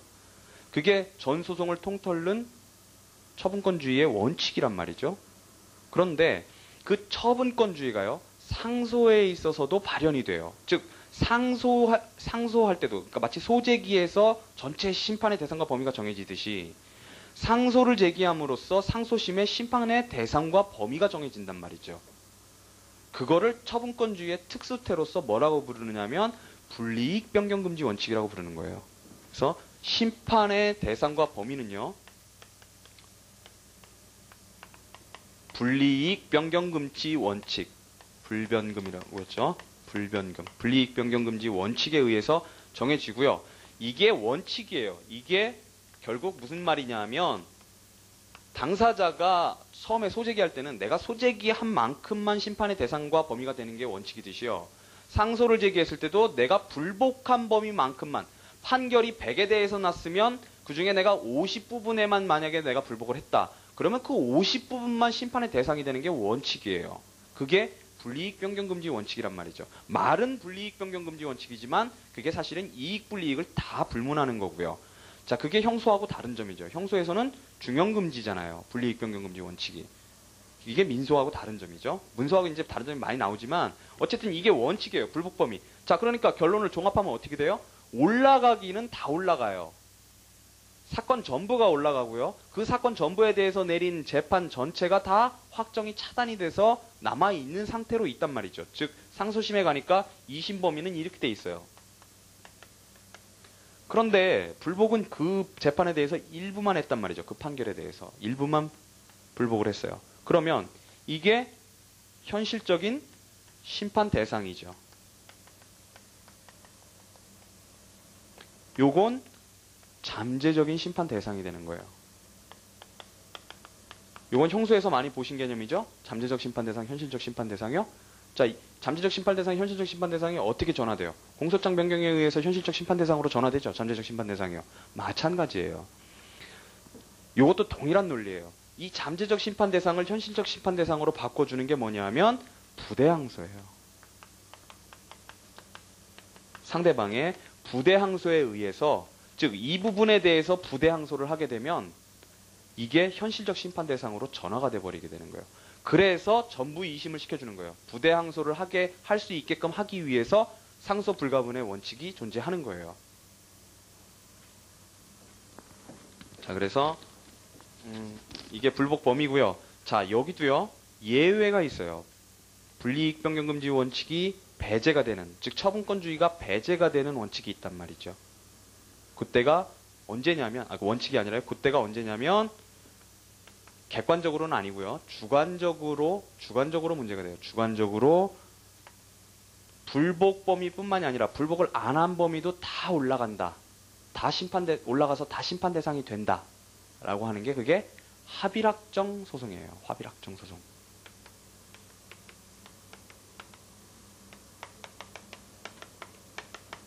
자, 합의락정 소송은요. 주관적인 당사자들 간의 합의락정 소송은 필수적 공동소송도 합의락정 소송이고요. 예비적 선택적 공동소송도 합의락정 소송이고요. 그 다음에 독립 당사자 참가 소송도 합의락정 소송이에요. 그러니까 나머지는 통상공동소송밖에 없는 거죠. 통상공동소송은 2심 범위 자체가 일부만 2심되고 분류 확정되기 때문에 심판 범위도 당연히 그 일부만 심판 범위가 되는 거고요. 근데 합의락정 소송은 전부 2심될 뿐만이 아니라 현실적인 심판 대상도 전부가 되는 거예요. 즉 공동소송인들 중에, 필수적 공동소송인들 중에, 즉 예를 들어서 합유자들 중에 그게 만약에 그것도 약간 이해가 부적절하네요. 하여튼 어떤 고유 필수적 공동소송이 있다고 했을 때 나중에 이제 보시게 되겠지만 그런 공동소송인들 중에 한 명만 불복을 했어도 나머지 사람들의 소송 관계도 같이 올라갈 뿐만 아니라 그 사람들에 대한 소송 관계도 같이 심판의 대상이 된다라고 하는 거예요. 그게 합의락정 소송이에요. 자, 원칙은 불이익 변경 금지 원칙에 의해서 불복 범위에 제한되지만 예외적으로 합의락정 소송의 경우에는 심판 범위가 전부 다다 이렇게 되는 거고요. 불복 범위에 제한되지 않는다라는 거고요. 자, 그래서 요렇게 해서 이제 상소심도 종국 재판을 하게 된단 말이죠. 상소심도 종국 재판을 하게 되고, 근데 좀 전에 아까 준재심이라는 건 그 당사자의 행위에서요. 종료해서 청구 포기 일락하고 재판상 화해해서 준재심이 된다 그랬죠. 근데 그 준재심이라는 건 왜 준재심이냐면 재심에 준하기 때문에 준재심이라고 부르는 거예요. 재심은 판결을 취소하는 게, 확정 판결을 취소하는 게 재심이란 말이죠. 근데 준재심은 확정 판결을 깨는 건 아니죠. 포기 일락 조서하고 재판상 화해 조서의 효력을 깨는 거란 말이에요. 그러니까 준재심인데 사유는 재심 사유를 끌어온단 말이죠. 그거를 준용을 하기 때문에 그래서 그거를 준재심이라고 부르는 거예요. 그 다음에 상소심의 그러면 종국 재판은 이제 본안에 들어가서 판단하는 게 있고 아닌 게 있는데 우선 항소장을 각하시킬 때가 있고요. 요거는 방식을 위배했다든가 아니면 기간을 도구했다든가 아니면은 송달이 불능이라든가 요럴 때 항소장 각하를 하고요. 그 다음에 항소 각하 판결도 가능해요. 항소 각하. 항소 각하도요. 원칙적으로 항소 각하 판결로 하는데 예외적으로 결정으로 하는 때도 있어요. 요 항소각하 판결은 413조에 규정되어 있는데 뭐냐면 그 항소 요건이 보정불능일 때, 아까 우리 좀 전에 봤던 항소 요건이 보정불능인 경우요.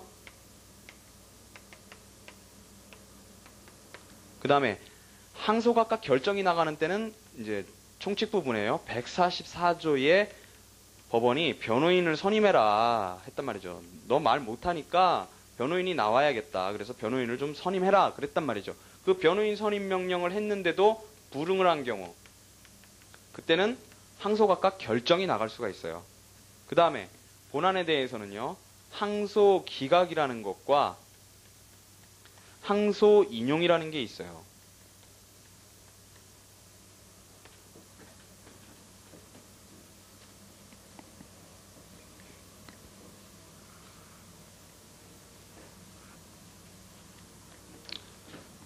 자, 저기서요. 항소 기각이라는 거는요, 결국은 여기 414조에 규정되어 있는데요. 414조에 뭐냐면 다른 말로 원판결을 그대로 유지한다라고 하는 거예요. 불복을 안 들어주겠다 하는 게 이게 항소 기각인 거고요. 그 다음에 항소를 인용해 주겠다 하는 거는 뭐예요? 원판결 잘못됐다라고 하면서 하는 게 상소란 말이죠. 그러니까 판결이 잘못됐어요 하는 데 대해서 그래, 네 말을 들어주겠다, 인용해 주겠다 하는 거죠. 그러니까 이거는 개념 자체로 원판결에 취소가 들어가는 거예요. 원판결 취소가 들어가고요. 그 다음에 불복 범위에 대해서 청구에 대해서 응답을 해줘야죠. 그 자체에 대해서 응답을 해줘야 되고요. 요게 415조에서 419조까지 규정되어 있고요. 자, 원판결 취소 부분을 보시면은 요게 416조하고 417조에 한번 보실까요? 410 거기도 법조문이 잘 돼 있어요. 410 자, 보세요. 413조에 보면 변론 없이 하는 항소 각하 그랬어요. 흠을 보정할 수 없으면. 그 다음에 414조에 항소 기각이 나오고요. 즉 뭐예요? 판결을 정당하다고 인정하는 때 그랬고요. 그 다음에 415조부터 보시면은요, 이제 415조에 항소를 받아들이는 범위 그랬고, 거기 불변금이 규정되어 있죠. 불복의 한도 안에서 바꿀 수 있다 그랬고요. 그 다음에 416조부터요. 416조부터, 그러니까 그 위에서부터 쭉 항소 인용이 나오는 거죠. 근데 416조 1심 판결 취소, 그 다음에 판결 절차 위법으로 말미암은 취소, 그 다음에 필수적 환송해가지고 소가 부적법하다고 각하한 제1심 판결을 취소하는 경우에는 사건을 제1심 법원에 환송하는 게 원칙이다 이렇게 해놓고요. 다만 1심에서 본안 판결을 할 수 있을 정도로 심리가 된 경우 또는 당사자 동의가 있는 경우에는 항소법원은 스스로 본안 판결을 할 수 있다 이랬고요. 그 다음에 419조에 관할 위반으로 말미암은 이송 이렇게 돼 있단 말이죠. 그래서요, 결국 그게 다 항소 인용인데요. 그래서 이 불복 범위에 대해서 응답하는 거는 여기 415조 요거고요. 그래서 원판결을 취소하는 거 요 415조, 416, 417 이렇게 규정되어 있단 말이에요. 그러고 나서 항소심이 뭐라고 대답을 하느냐에 대해서, 어떻게 판단할 것이냐에 대해서 첫 번째, 스스로 판단하는 경우가 있고요. 이거 응답을 하는 경우에 있어서요. 스스로 판단을 하는 경우가 있고, 돌려보내는 경우가 있고요. 딴 데로 보내는 경우가 이렇게 있어요. 우리 좀 전에 읽었던 것처럼요. 자, 항소심은요, 스스로 판단하는 게, 그 청구에 대해서 스스로 판단하는 게 원칙이고요. 자판이 원칙이에요.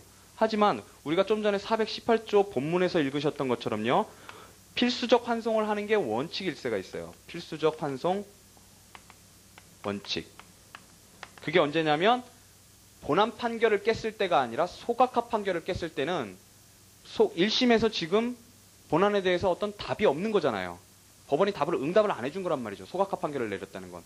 그러면 신급의 이익을 충분히 보장해 주려면 나는 1심에서도 본안에 대해서 판단받고 싶고 2심에서도 본안을 판단받고 싶단 말이죠. 그게 충실한 3심제인데 소각하 판결을 깨게 되면 1심이 결국은 본안 심리를 제대로 안 했다는 얘기니까 소송요건 흠결로다가 소각하를 시켰다는 거니까 내려보내야죠.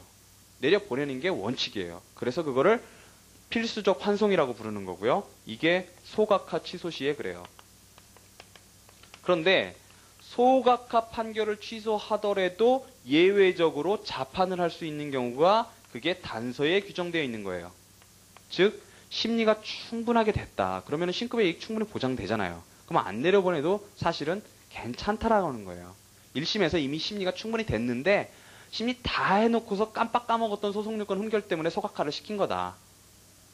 그때 이제 변론 종결하고 나서 봤더니 소각화가 됐더라 했을 때, 그러니까 그때 보니까 소송요건 흠결이 있더라. 그래서 깼을 때, 그런 때는 다시 내려보낼 필요가 없단 말이죠. 이미 소송 기록 보면 거기 다 들어있어요. 자, 그 다음에 좀 전에 419조에서 보셨던 이송이라는 거는요, 관할 위반을 한 1심 판결, 1심 판결이 관할을 위반했을 때 그거를 다시 제대로 된 1심 법원으로 옮겨주는 거란 말이죠. 그 법원으로 돌려보내는 게 아니라 관할 위반이니까 딴 데로 옮겨주는 거란 말이죠. 근데 여기서 주의하셔야 될 건 뭐냐면요, 411조예요. 411조. 여러분들 요 부분 조문들을 잘 안 읽으시는데요, 여기서 중요한 조문들이 되게 많아요. 411조 보시면은요, 관할 위반 주장의 금지 그래가지고 당사자는 항소심에서 제1심 법원의 관할 위반을 주장하지 못한다. 다만 전속 관할에 대하여는 그렇지 않다. 이렇게 규정돼 있어요.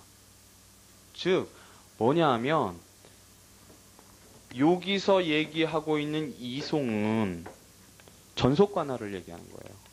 전속 관할을 위반한 경우. 왜요? 임의 관할은 상소하면서 주장을 못해요. 임의 관할 위반은. 그러면 여러분들이 어떤 혼란에 빠지시느냐면요, 임의 관할 위반은 주장을 못한다 그러는데 뭐하고 이제 헷갈리시느냐면요, 변론 관할하고 헷갈리시는 거예요. 자, 분명히 임의 관할을 위반해서 1심 판결이 났다라는 거는 상상이 안 되는 거예요. 왜냐면 그렇게 1심 판결이 날 정도였으면 임의 관할, 1심에서 이미 심리가 됐다는 거고, 그러면 피고가 본안에 응소를 했으니까 변론 관할이 발생을 했다는 걸 텐데, 이게 왜 문제가 될까? 이게 문제가 되죠. 문제 안 돼요? 자, 임의 관할을 위반했을 때요, 피고가 본안에 그냥 응소를 해버리면, 본안에 대해서 변론을 해버리면 변론 관할이 발생하기 때문에 관할 위반의 하자가 치유된단 말이죠. 그런데 그때 이의를 제기할 수가 있죠. 항변을 할 수가 있단 말이에요. 관할 위반, 그러니까 첫날 나와서 본안에 응소를 안 하고 관할 위반 항변을 해요. 관할 위반 항변을 해요. 그러면 옮겨줘야죠. 관할 위반에 의한 이송을 해줘야 되잖아요. 근데 법원이 안 옮겨주면 어떡할 거예요? 안 옮겨주면요. 그래서 관할 위반에, 임의 관할 위반했을 때 이송 신청권이 있느냐가 문제가 돼요. 근데 우리 법원은 이송 신청권을 부정해줘요. 왜냐하면 법조문에 없으니까요. 이송 신청권을 부정한단 말이죠. 그렇다면 이송 신청권을 부정하기 때문에 거기에 대해서 응답을 할 필요도 없고, 응답을 설사 했다고 하더라도 불복도 안 된다. 이게 우리 법원의 태도란 말이죠. 그렇다면 법원이 그 임의 관할 위반의 항변에 대해서 들어주질 않고 그냥 가만히 그냥 판결을 내리면, 심리를 계속해가지고 난 네 말 안 들을 거야 그러고서 분명히 관할 위반인데도 가는 수가 있단 말이죠. 가는 수가 있는데, 그럴 때 상소 이유로 임의 관할 위반을 주장을 못한다라고 하는 거예요. 당사자만 불쌍하죠. 그죠? 피고만 불쌍한 건데 그때 못한다는 거예요. 그러니까 이건 무슨 얘기냐면, 뒤집어서 생각하면 1심은 다 똑같으니까 전속 관할 아니면 굳이 뭘 그거 갖고 싸우냐. 여기서 판단하나 저기서 판단하나 똑같은 판단 났을 거다라는 그런 생각이 전제되어 있는 거죠. 411조 안에는요. 그 다음에 411조 단서는 전속 관할은 아니라 그랬어요. 그러니까 관할을 위반으로 해서 상소심에서 이송을 시켜주려면, 원판결을 깨고 이송을 시켜주려면 그건 전속 관할 위반이라는 거예요. 그러니까 411조를 주의를 하셔야 되고요.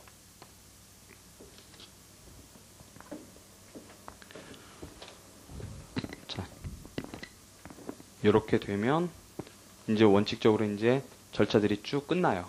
쭉 끝나고요. 자, 그래서 거기 5페이지에 보시면은요, 절차의 경과와 윤곽 해가지고요, 양가로 3번에 A예요. AA 보시면 뭐 소송주체 특정과 소의 제기 그랬고요. BB의 변론 준비 절차, CC의 변론 절차 그래가지고요. 그 이 얘기들이요, 뭐 추상적으로나마 이렇게 써 있어요.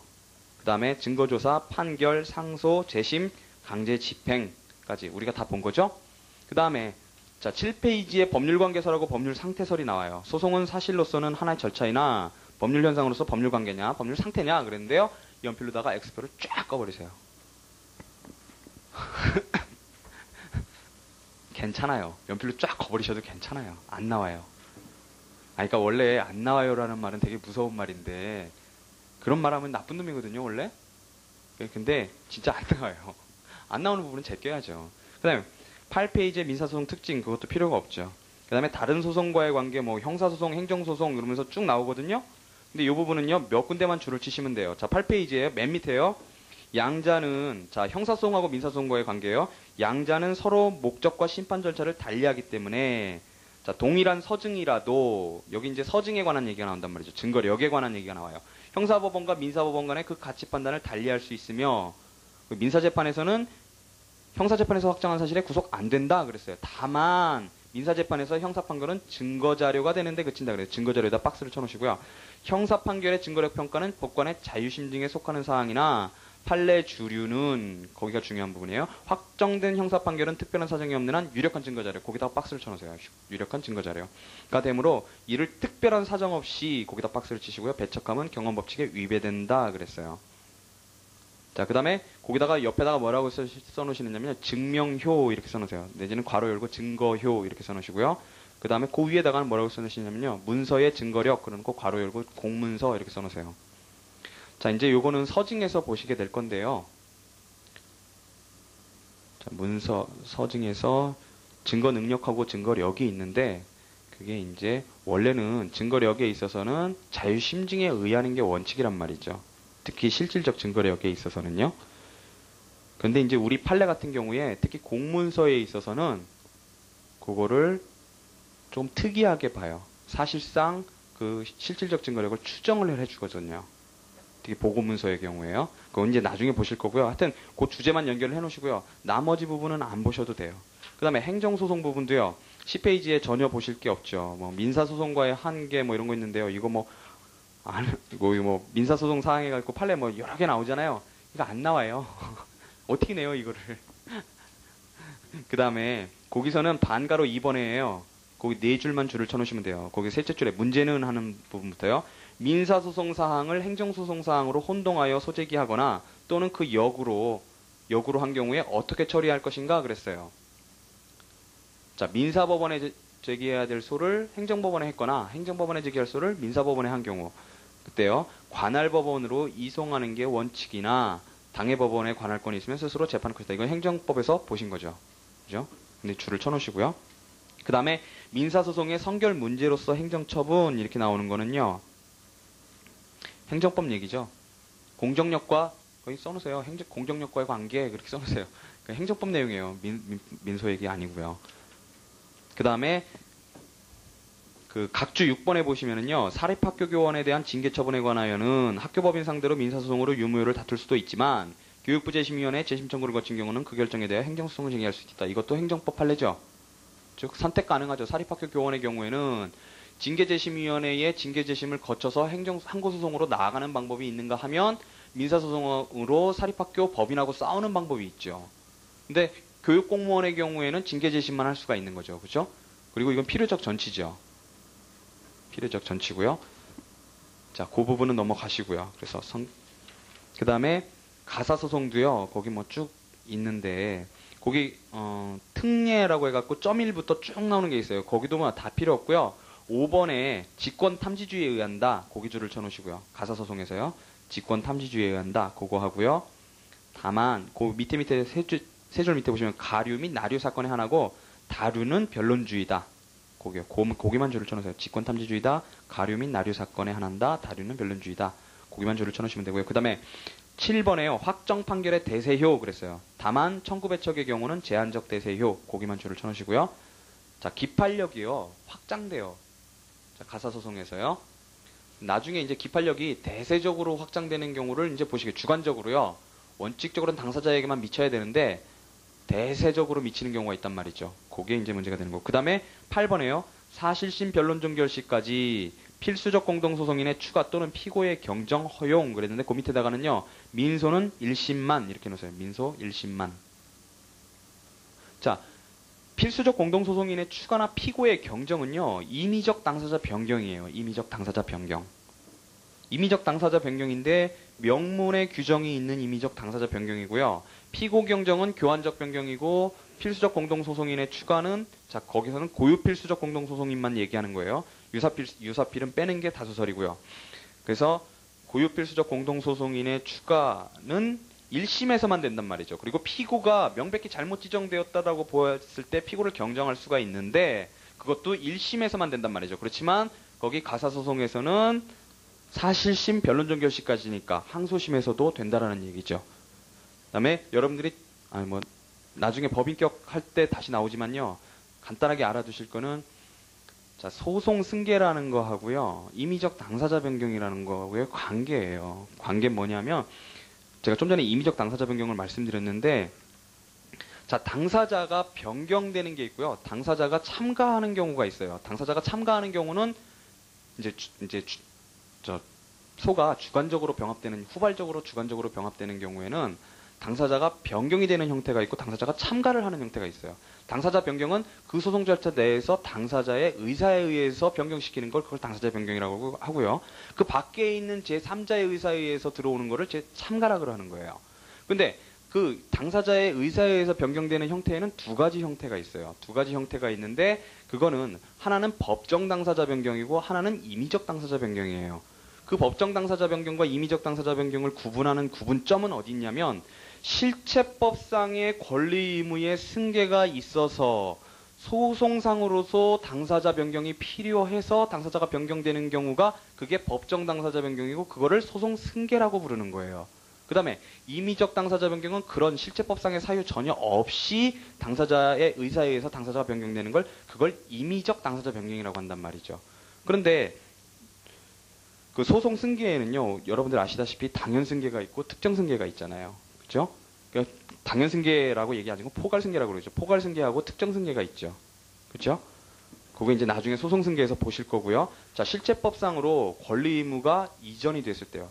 자, 포괄 승계 언제 일어나요? 그러니까 당사자 죽었을 때 그게 문제의식이 뭐냐면 그러니까 나중에 여러분들 많이 들어보셨잖아요. 당연 승계, 긍정설, 당연 승계, 부정설 이런 거 많이 들어보셨잖아요. 그게 뭐냐면 결국은 실체법상으로 권리 의무가 이전된단 말이죠. 소송 밖에서 이전되는데 그러면은 지금 소송에 걸려있는 실체법상 권리관계 그게 문제예요. 그게 이제 소송상 소송의 목적이 된 권리관계 그게 문제인데 밖에서 그게 이전된단 말이죠. 상속에 의해서 이전돼요. 포괄적으로. 피상속인으로부터 상속인으로. 그러면 그랬을 때 당사자 지위도 그럼 소송 안에서 당사자 지위도 바뀌느냐? 그걸 긍정하는 게 당연승계 긍정설이고요. 그 원인만으로 그렇게 안 바뀐다라고 보는 게 그게 부정설이에요. 홍문혁 교수님의 당연승계 부정설이요. 그거는 이제 나중에 또 보실 거고요. 어쨌든 임의적 당사자 변경의 예가 거기 나와 있어요. 필수적 공동성인이 추가하고 피고의 경정이요. 자, 임의적 당사자 변경은 또 그리고 교환적 변경과 추가적 변경으로는 아니고요. 또 각각의 경우에 명문의 규정이 있는 경우와 명문의 규정이 없는 경우가 있어요. 그러니까 명문의 규정이 있는 게 있고 없는 게 있고 그 안에 각자 교환적인 게 있고 추가적인 게 있는데 그거는 이제 나중에 보실 거예요. 나중에 보시고 13페이지예요. 거기 양가로 2번에요. 거기만 줄을 쳐놓으시면 돼요. 나머지는 안 보셔도 되고요. 가사소송법 2조에서는 가정법원의 재판 대상으로서 제1항 가외열관 사건과 다른 법률 또는 대법원 규칙에서 가정법원의 권한에 속하게 한 상으로 열거주의를 택했다 이랬어요. 그래서 사법상의 법률관계에 관한 소송 중에서 제2조 제1항 가호에 해당되는 사건은 가사소송 사건이 돼 나머지 사건은 일반 민사사건이다. 그래서 열거주의다 그랬고요. 근데 이제 각초에 보시면은 구의무 372가 나오고 반대 호문역 이렇게 나와 있죠. 근데 사실은요, 요게 판례 인용을 잘못하신 거예요. 자, 우리 오늘 자료 첫 페이지에 보시면은요, 그게 나와요. 첫 페이지에 보시면은, 자, 보세요. 거기 구의무 372 그거 나와 있죠. 구의무 372 보시면 제가 줄친데 보시면은요, 그와 같이 실정법상 소송 유형이 규정되어 있는 경우에 하나하여 신분관계 존보 확인에 관한 소송을 제기할 수 있는 것으로 볼 것은 아니며 그랬어요. 그죠? 이거 열거주의 아니잖아요. 이거 문장이 지금. 그와 같이 실정법상 소송 유형이 규정되어 있는 경우에 하나여 신분관계 존보 확인에 관한 소송을 제기할 수 있는 것으로 볼 것은 아니다. 지금 가사소송이란 말이에요. 양친자 관계 존재 확인. 이래가지고요. 그러니까 아니라고요. 그 다음에 그 밑에 패러그래프에 있는 게 그 호문혁 선생님 글이에요. 뭐냐면 판례는 가족사건에 관한 사건 중에서 가사소송법에 열거되지 않은 사건이라 하더라도 일반 민사소송법의 법리에 따라 제소할 수 있다고 인정하면서 양치자 관계 존보 확인 소송을 가사사건으로 취급하였다. 이 법이 완전할 수는 없고 성질상 유사한 사건은 같은 법리에 따라 취급하는 것이 합당하므로 판례 태도가 타당하다 그랬어요. 그러니까 밑에 각주는 잘못 인용된 거예요. 이시훈 선생님이요. 그 다음에 이제 비송사건이 나오는데요. 보세요. 지금 순서가 자 형사소송과의 관계, 행정소송과의 관계, 그 다음에 가사소송과의 관계 이게 나오고요. 그 다음에 이제 비송사건과의 관계가 나온 거예요. 그러니까 다른 거는 다 소송사건인데 비송사건은 뭐냐면 비소송이란 말이죠. 소송이 아니에요. 그러니까 그의 특징은 뭐냐면 가장 핵심적인 특징은 대석구조를 안 이루고 있다는 거예요. 서로 마주보면서 싸우고 있는 관계가 아니라는 거예요. 근데 이거를요 그렇게 열심히 하실 이유가 없어요. 아 진짜로요. 왜냐하면 이거를 왜 열심히 하시느냐면 작년에 형식적 형성소송이 나왔어요. 나왔기 때문에 안 나온다는 그런 얘기가 아니고요. 나왔는데 그게 여기서 나온 게 아니에요. 여기서도 언급이 되지만 이 비송사건에서 나온 게 아니고 사실은 뒤에서 나온 거예요. 뒤에 형식적 형성해소라는 부분이 따로 나와요. 그러니까 민사소송법과 관련된 부분이 민사소송법에 있는 내용이 나온 거지 이 비송사건에 관련된 내용이 아니고요. 우리 법전에서 지금 비송사건 절차법이 빠졌어요. 법전이 바뀌면서. 에? 그러니까 이거를 뭐 단문 준비하시듯이 막 하셔가지고 준비하실 이유가 없다고요. 앞에 형사소송과의 관계, 가사소송과의 관계하고 행정소송과의 관계하고 똑같은 비중이에요. 요 부분이요. 그러니까 이 부분은 그냥 몇 줄만 줄을 쳐놓으시면 돼요. 몇 줄만요. 몇 줄만 줄을 쳐놓으시고 이걸 단문 만드실 이유도 없고요. 막 그렇게 막 빡세게 외우실 이유도 없어요. 자, 그래서 보시면은요. 의 보시면은요. 자, 거기 첫째 세 줄에만 줄을 거놓으세요. 법원의 관할에 속하는 민사사건 중에 소송 절차로 처리하지 않는 사건을 비송사건이라 한다. 그랬어요. 자, 그러니까 소송이 아닌 게 민사사건 중에 소송이 아닌 게 비송이다. 그런 거고요.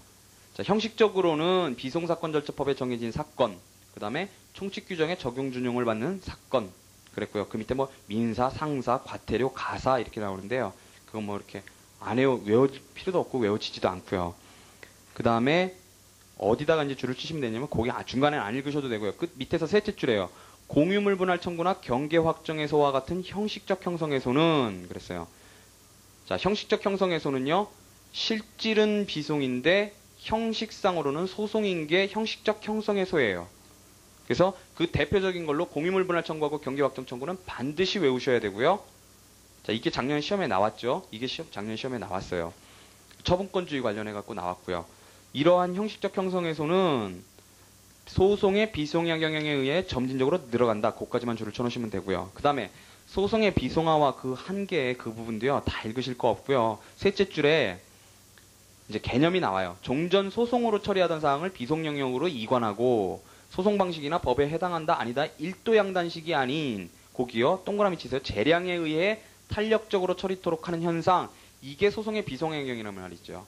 그러니까 특히 형식적 형성 소송에서 드러나듯이요. 예를 들어서 경계 확정 청구를 해요. 공유물 분할 청구도 마찬가지고 경계 확정 청구도 마찬가지인데 이게 나중에 다시 설명드릴 일이 있을 거예요. 그거를 생각하시면 되지 비송사건 전체를 염두에 두실 필요는 없어요. 형식적 형성해소에서 경계 확정해소를 생각을 해보시면요. 당사자가요. 경계를 제하고 나하고 경계를 이렇게 확정해 주세요라는 소를 제기를 해요. 네? 경계 확정해소에도 사실은 두 가지가 있어요. 나중에 보시겠지만 이렇게 경계만을 단순히 확정해달라는 그런 경계 확정해소가 있고 이 안에 있는 소유권 범위까지 확정해달라는 경계 확정해소 이렇게 두 가지 형태가 있지만 그거는 이제 또 다르게 취급돼요. 근데 어쨌든 우리가 보통 말할 때 경계 확정해소는 얘 X라는 토지하고 Y라는 토지가 경계가 불분명하니까 경계를 여기다가 확정해 주세요. 요 A선으로 확정해 주세요라고 얘기를 한단 말이죠. 청구를 해요. 그러면 소송의 경우는 어때요? 이렇게 청구를 했는데 법원이 보니까 이 선이 맞아요. 맞으면 청구 인용이 나가겠죠. 소송의 경우에요. 그 다음에, 그러니까 보통 소송의 경우에요. 그 다음에 선이 여기가 아니고 여기에요.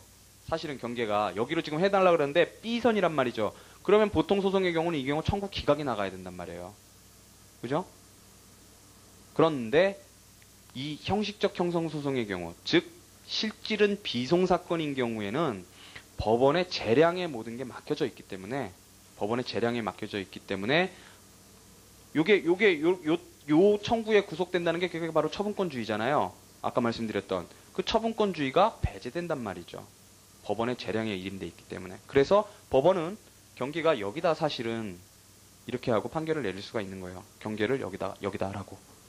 그게 경계 확정의 소고요. 그래서 거기 말이요. 재량에 의해서 탄력적으로 처리를 한다. 그런 게 바로 늘어나게 됐는데 이를 소송의 비송의 경향이라 한다. 그까지가 개념이고요. 그 다음에 거기 밑에 이제 원인이 나왔는데요. 거기도 두 군데만 줄을 쳐놓으시면 돼요. 밑에 줄에 신속하고 탄력적 경제적인 처리. 그 다음에 맨 끝에 비정형적 개별적 처리. 요거만 줄을 쳐놓으시면 되고요. 그 다음에 두 번째 패러그래프 예컨대에서 시작하는 두째 줄에도요. 법관의 재량에 의한 처리의 영역이 증대 이랬단 말이죠. 그러니까 이게 가장 핵심이에요. 법관의 재량에 의해서 일도 양단식으로 기다 아니다, 청구 기각이다, 청구 인용이다 이렇게가 아니라 다양한 요소를 고려를 해서 법원이 알아서 판단할 수 있게끔 해주는 거. 그게 바로 소송의 비송의 경향의 그 원인이란 말이죠. 그런 영역이 증대되는 게요. 그 다음에 그 한계가요. 그 밑에 패러그래프에 이제 한계가 나와요. 한계가 그 첫째 줄의 끝에요. 원래 쟁송성이 있는 소송사건을 섣불리 비송하면 정당한 공개심리, 대석변론 구조 등 당사자권을 무시하고, 그러니까 당사자권에 동그라미 쳐놓으시고요. 판결 절차에 의하지 아니할 수도 있기 때문에 헌법 27조가 보장하는 재판을 받을 권리를 침해할 수 있으며 위헌에 문제가 생길 수 있다. 여기만 줄을 쳐놓으시면 나머지 줄을 안 치셔도 돼요. 다 안 보셔도 돼요. 그 다음에 성질이에요.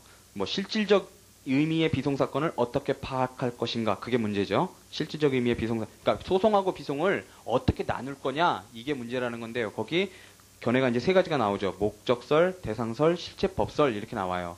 근데 이것도 심각하게 생각하시지 마시고요. 그냥 참고하세요. 참고로 그냥 참고하시고 나중에 전날에는 빨리 넘어가세요. 여기서 멈추지 마시고요. 자, 목적설은요. 자, 목적 가지고 나누는 거죠. 그래서 첫째 줄에 사법질서 형성, 그 밑에 줄에 사법질서 유지와 확정, 그거만 대꾸로 줄을 쳐놓으시면 돼요. 그러니까 뭐냐면 비송은 사법질서를 형성한다 그러는 거죠. 형성한다고. 그 다음에 목적설은 그게 아니고 유지하고 확정하려는 거다. 권리가 있는지 없는지 확정하려는 거다. 그거고요. 그 다음에 대상설은 뭘 대상으로 하느냐. 첫째 줄에 권리주장. 즉 법적 분쟁을 대상으로 한다. 그거와 대꾸를 이루는 게 밑에 국가에 의한 사인 간의 생활관계에 후견적 개입을 대상으로 한다. 그 부분만 줄을 쳐놓으시면 되고요. 줄을 안 치시네요. 책에 줄 다 쳐져 있으시죠 지금? 그래서 그러신 거예요? 예. 자, 그 다음에 실체법설은요. 자, 이거는 실질적으로 어떤 대상이나 목적에 의해서 이걸 구분 못하니까 그러지 말고 입법자가 정해놨으면 그거 비송사건이라고 그러고 그거 아니면 소송사건으로 보자라고 하는 거예요. 그래서 첫째 줄 끝에요. 입법자가 비송사건에 의할 것을 명시적으로 지정한 사건. 거기만 줄을 쳐놓으시면 되고요. 자, 그 다음에 비판이 나오는데요. 자, 첫 번째 패러그래프의 셋째 줄 끝에요. 실체법설 비판이 나오죠. 실체법설. 자, 실체법설은 이제 독일은 실체법설을 취한단 말이죠. 이제 입법자가 이건 비송이네 하고 정해놓으면 그렇게 가는데 우리 법에도 그런 규정이 있어요. 비송사건 절차법에도 있고 규정이 있는데 그런데 우리는 독일처럼 법규로 명확히 돼 있는 게 아니라는 거예요. 명확히 구별이 돼 있는 게 아니다. 완벽하게 돼 있질 않다. 그래서 그게 명확히 하여 소송사건과 비송사건의 구별이 별로 논란될 바 없게 되어 있는 법제가 아니다. 그게 논 거고요. 거기다 슬래시를 딱딱 구시면 그 밑에 줄에는 목적설 비판이 나오는 거죠. 목적설, 실체법설에 동그라미 팡 쳐놓으시고요. 목적설에 동그라미 땅 쳐놓으시면 돼요. 비송사건에도 기존의 법률관계를 확정하는 데 그치는 것이 있는가 하면 소송사건에도 법률관계 발생 변경 소멸. 즉, 자, 소송사건에도 자, 사법질서 형성을 목적으로 하는 게 있고 비송사건에도 사법질서 유지 확정을 목적으로 하는 게 있다. 그러니까 그것도 틀리다. 그런 거죠. 그 다음에 밑에요. 대체로 그래서요. 그 민사에 관한 사항의 처리에 있어서 판단의 구체적 기준을 법률로 명시해 놓은 경우, 그 다음에 법원의 한목적적 재량에 일임해 놓은 경우 이렇게 나눠서요. 이제 이순 선생님 얘기가 나오는 거예요. 그래서 전자는 거기 밑에 줄에 전자는 그 밑에 줄에 소송사건이다. 그리고 민사 사법이다 그랬고요. 그 다음에 후자는 밑에 줄 끝에요. 비송사건이고 민사 거기요 행정이다 이랬어요. 그래서요, 그 다음에 이제 키워드가 나와요. 비송사건은 밑에 줄에요. 본질적으로 행정작용이다 이랬어요. 거기다가 박스를 쳐놓으시면 되고요. 그래서 밑에 줄에요. 다수설인 대상설이 합당한 것으로 보인다. 거기만 줄을 치시면 되고요. 그 다음에 이제 중요한 얘기가 맨 밑에 나오는 얘기가 이제 중요한 얘기예요. 자, 소송사건이냐 비송사건이냐는 어떤 기준들을 가지고 판단을 하냐 그랬을 때 당사자 대립 유무, 그 다음에 법규에 의한 권리관계 존부 확정 여부 다 박스를 치세요. 한목적정 재량에 의한 구체적 내용 결정, 그 다음에 신속 간이한 처리, 거기 네 가지를 하지 않으면 실효를 거두지 못할 사건인가. 그러니까 그거 기준에 의해서 정하자 그런 거고요. 그 다음에 이제 비송사건의 특징이 나와요. 자, 비송사건의 특징으로요. 첫 번째로요. 간이 신속한 처리를 위해서 자유로운 증명, 그 다음에 거기 동그라미 1, 자유로운 증명, 그 다음에 동그라미 2, 편면적 구조 그랬고요. 세 번째, 직권주의적 색채 그랬고요. 그 다음 것들이 쭉 나오죠. 그게 이제 아주 전체적인 특징이고요. 각각의 이제 특징들로요. 직권 탐지주의 그랬어요. 자, 우리 소송은 어때요? 민사소송은 변론주의에 의한단 말이죠. 자, 아까 변론주의의 내용으로 세 가지 내용을 말씀드렸어요. 사실주장 책임, 자백의 구속력, 증거 제출 책임 이렇게 세 가지를 말씀드렸는데 그거에 다 대꾸를 이루면서 역으로 되는 게 직권탐지주의 내용이 되는 거죠. 즉 사실의 직권탐지, 그 다음에 자백의 구속력 배제, 그 다음에 직권 증거조사 이렇게 세 가지요. 그게 직권탐지주의 내용이 되고요. 요 내용들이 대꾸를 이루는 거는 나중에 소송 요건 중에 직권조사사항에 대한 조사 방식이 세 가지가 있는데 그것과 관련해서 나중에 이제 문제가 될 거예요. 그 다음에 두 번째로 대리인 자격의 무제한 그랬고요. 자, 민사소송은 어때요? 소송 대리인의 자격을 원칙적으로 변호사 대리 원칙으로 한정을 해놓고 있죠. 87조에서요. 자, 그거를 얘기하는 거예요. 대리인 자격의 무제한. 그 다음에 필요적 변론의 원칙 불적용 그랬어요. 자, 우리 민사소송은 필요적 변론 하는데 그게 이제 260페이지에 나와요. 그거는. 그 다음에 비공개, 그 다음에 필요 없고요. 7번에 결정 형식에 의한 재판. 자, 민사소송은 어때요? 판결 형식으로 가죠. 원칙적으로요. 원칙적으로 판결로 가고요. 특히 변론을 열었을 때는 반드시 판결로 응답을 해야 돼요. 임의적 변론이라 하더라도 변론을 열면 판결로 응답을 해야 되죠. 결정으로 못 내린단 말이죠. 그건 나중에 나오고요. 그 다음에 불복 방법으로서의 항고. 자, 민소는요. 항소 상고로 가요. 그죠? 그 다음에 8번에 취소 변경의 자유 그랬어요. 기판력이 없다. 취소 변경의 자유 그랬어요. 취소 변경의 자유. 자, 그런 게 특징이고요. 제일 중요한 게 맨 마지막 줄에요. 그 패러그래프 불이익 변경 금지의 원칙에 적용이 없다 그랬어요. 자, 이게 비송사건의 특징이고요. 그 다음에 이게 형식적 형성소송의 특징이기 때문에요. 형식적 형성소송의 특징이기 때문에 그래서 경계확정소송이나 금물분할 청구에서도 요 불이익 변경 금지의 원칙이 적용이 없다라는 거예요. 그 다음에 거기 이제 가장 중요한 게 나와요. 문제는 그러고요. 비송사건 절차법에 의해서 처리할 사건을, 그러니까 여러분들이 실제로 알아두셔야 될 부분은 이 부분이에요. 비송사건 절차법에 의해 처리할 사건을 통상의 민사소송 절차에 의해서 제소한 경우나 그 거꾸로 한 경우에 그러면 어떻게 취급하냐 그랬어요. 근데 판례는 각하 그랬어요. 판례는 각하. 그 다음에요. 그러나 그리고요. 비송사건도 통상의 민사법원 재판권이다. 그러니까 재판권 흠 없다. 그래서 직분관할 위반 경우를 유추해서 이송하자. 이송 그랬어요. 그러나 이송. 판례 각하. 이렇게요. 그것만 동그라미 쳐놓으시면 돼요. 판례 각하. 그러나 이송. 자, 다른 경우들에는 이송을 긍정하면서 우리 판례가 요 비송사건과 민사사건 관계에 있어서는 이송을 안 취하고 그냥 각하시켜버린단 말이죠. 그래서 요걸 지금 비판하고 계신 거예요. 자, 10분만 쉬시고요. 10분 쉬시고 우리 신이칙 하겠습니다.